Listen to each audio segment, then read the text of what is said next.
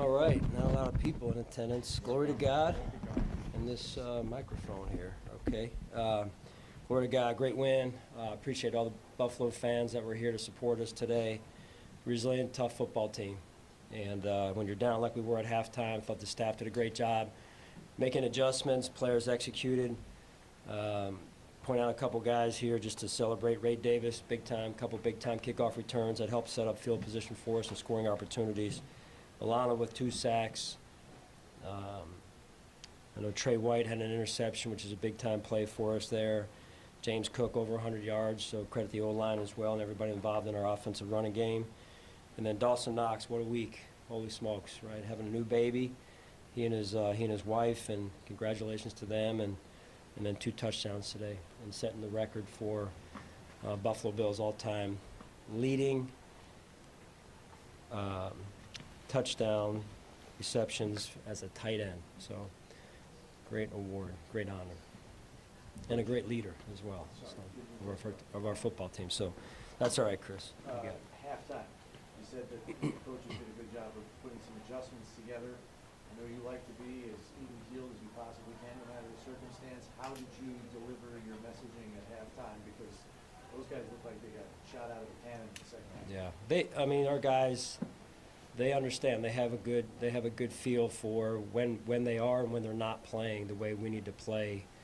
And I saw Josh as I was kind of bringing everybody up, and he looked at me, and I just knew he was seeing it like I was, and then the entire team was on the same vibe. So those guys went out there again. Started with our kickoff return with Ray and the group, and then and credit Coach Taves and Coach West there as well. And we got in a good rhythm. Sean, this isn't new. I mean, you've kind of done it time and again. Second half of games this season. Obviously, it's a sign of remarkable resilience, but is it problematic in a sense too, with like some of the slow starts? Always a but, Jay. Always a but.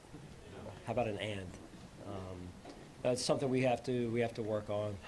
Something we have to get into a rhythm sooner. But there's also an ability to adjust during a game. Anybody can come up with a game plan. But it's also what happens when they take certain things away. Are you able to pivot and adjust? And I think that's a sign of a great staff. Defensively, in the first half, what was the problem? What was holding you guys back? Yeah, well, we were giving up some runs, and then because of that, they were a 2-dimensional offense and keeping us off balance a little bit there. So run defense usually starts with gap integrity, so we'll look at it and address it, and we've got to be better, that's for sure.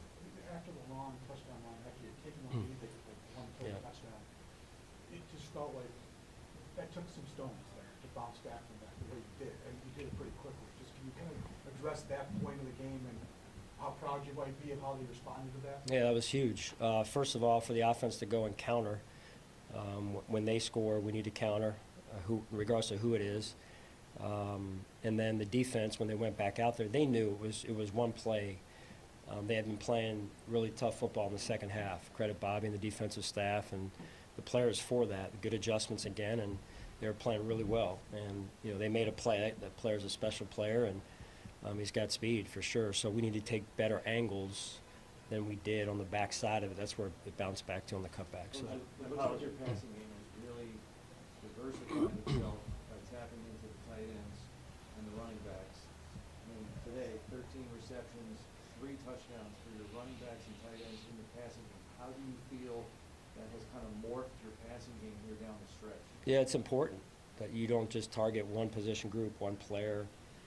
Josh did a great job. I thought Joe called a great game, in particular in the second half. And Josh was taking what the defense was giving him, and that's a sign of an offense that's unselfish, that's disciplined, and is in a rhythm. I apologize if you addressed this before you came in, but the decision not to challenge on their long completion Early on, possession, yeah. what went into that? We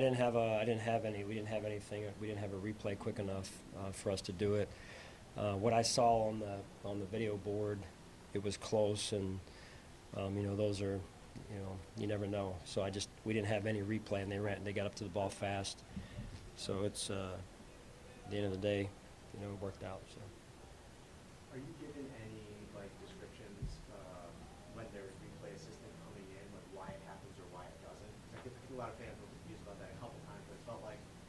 replay assistant, and on some there wasn't? Your question's a little bit cloudy, but the short answer is sometimes we know, sometimes we don't. And, you know, the referees do a really good job of communicating, especially since the onset of the replay assist. It's loud in the stadium, so in their defense, but, you know, sometimes they chime in, sometimes they don't, sometimes you think they will and they don't, but it's all part of the game. You know, the game ebbs and flows, and whether it's a challenge in the first half, you know, if I had a better, we didn't have any view in the booth upstairs, so it was a hard deal. Hey, Sean, a couple of your players said that they did hear the Patriots chirping at halftime, particularly Diggs and Holmes, two of your guys were very demonstrative. They said they took it to heart a little bit. Did you notice any of that? No, I didn't. This game isn't about any one player or two players in this case. You know, those guys are great players, and really it's just about a team game. That's what it's about. And our team finished the game today the way we needed to finish and got a win, so we move on. You talked about feeling players quite often. Did you feel Matt Milano? Oh yeah, yeah. I mean, he was vibing out there. He, you know, you probably felt him up in the box. I mean, 2 sacks.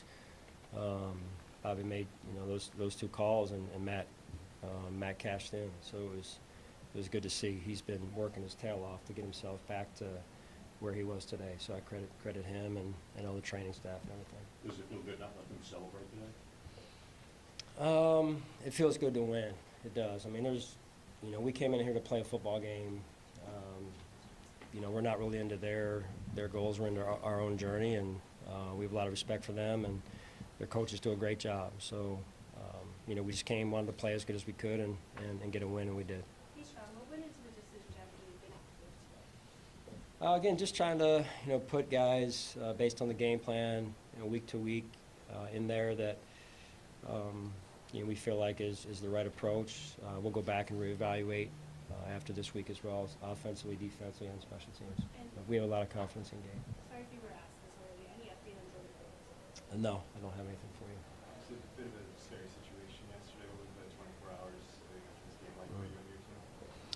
Yeah, I should have started this press conference off by extending our prayers, thoughts, sympathies. I mean, just in a very unfortunate situation and a shame. It really is. And, you know, I pray for them. We prayed for them as a team last night, for everyone involved, Brown University. So there's things in life that are bigger than football, and I thought it was important that we did that when we came together as a team last night. So I'm just ashamed, just unfortunate and ashamed that goes on in our world. Okay. All right, thank you.